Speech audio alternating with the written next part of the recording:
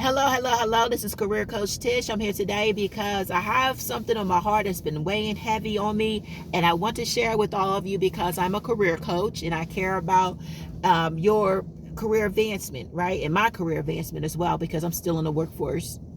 So I'm also a believer in Jesus Christ, so I'm going to give you this word, okay? And if you are interested in understanding it more or understanding the context, then feel free to Google it and you can find it, right? And do the research. So the first scripture is about it's without faith it's impossible to please God. Okay? So without faith it's impossible to please God. And then the next scripture that was given to me was, okay, faith without works is what? Dead. Okay. Got the word works in there. All right, and works is what? An action. Something you do. Right? So the Holy Spirit basically was telling me like work is important because work is an outward result of your inward faith. Okay? And in the work environment, we have to work our faith, right? Now, I'm not saying be a coward because I'm not for being a coward. I'll definitely not for being a coward. I believe in understanding your rights and knowing when and when not to use that leverage, right? As an employee. So I think that most of us are told that you just go to work, you do what you're told, and that's it. Okay, don't make no waves.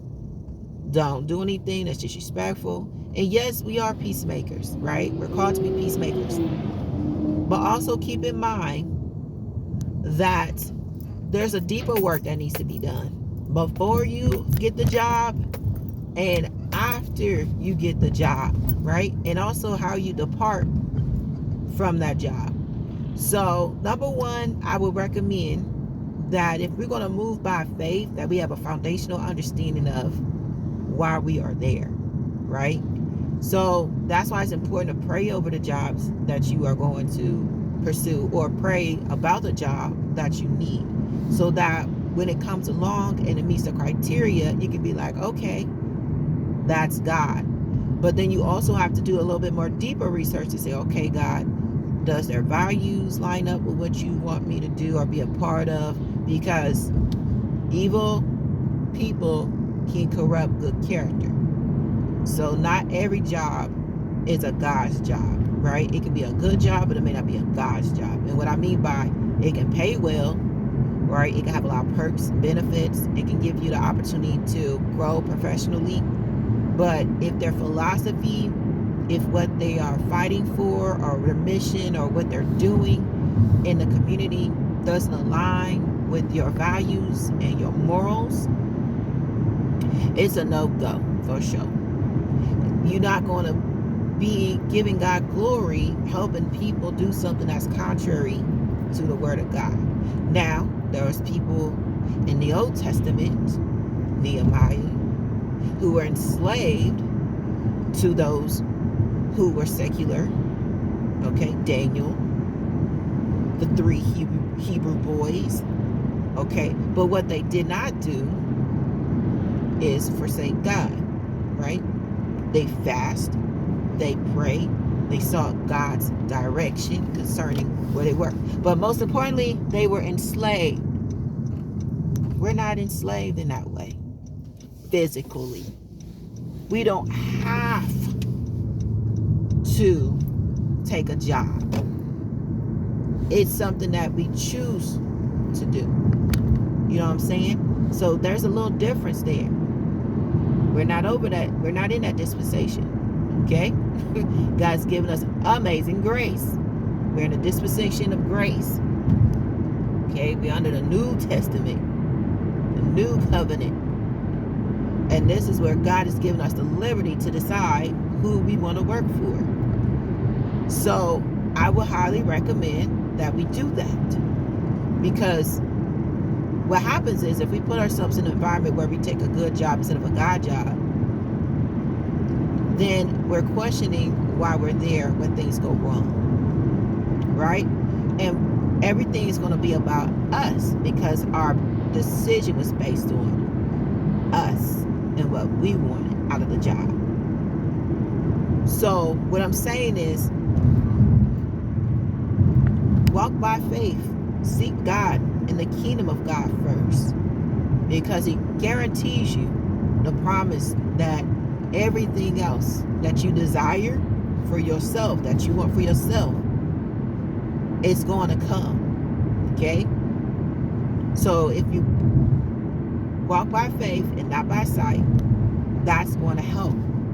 But faith without works is dead. You got to put in the work to make sure that you're walking by faith and not by sight.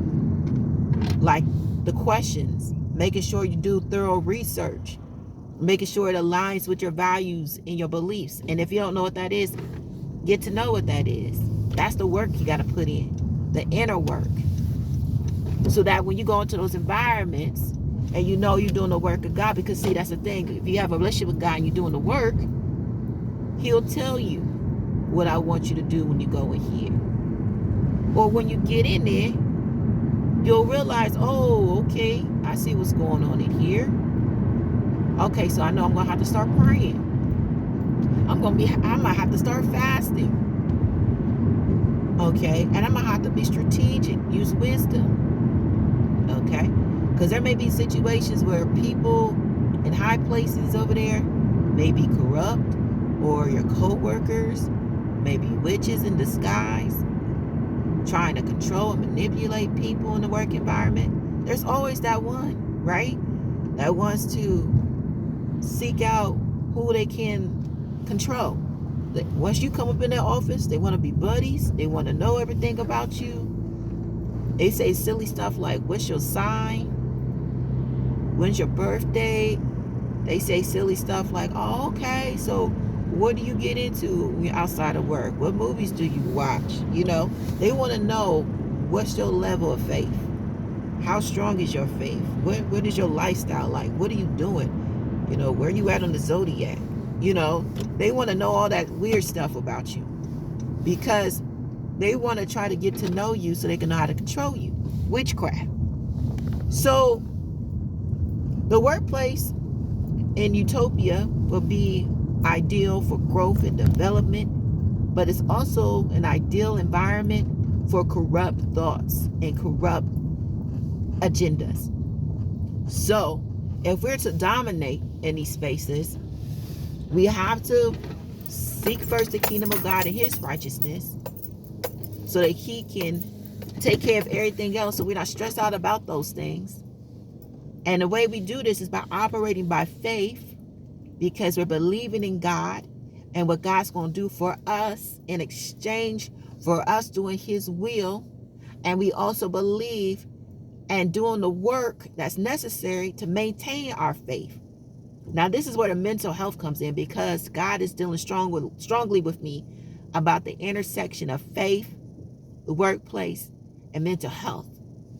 I'm a mental health first aider. So one of the things we recommend is that everybody has a self-care plan. And part of your self-care plan could be listen to music. It could be meditation. It could be affirmations. It could be your social environment. It could be serving others, like volunteering in the community.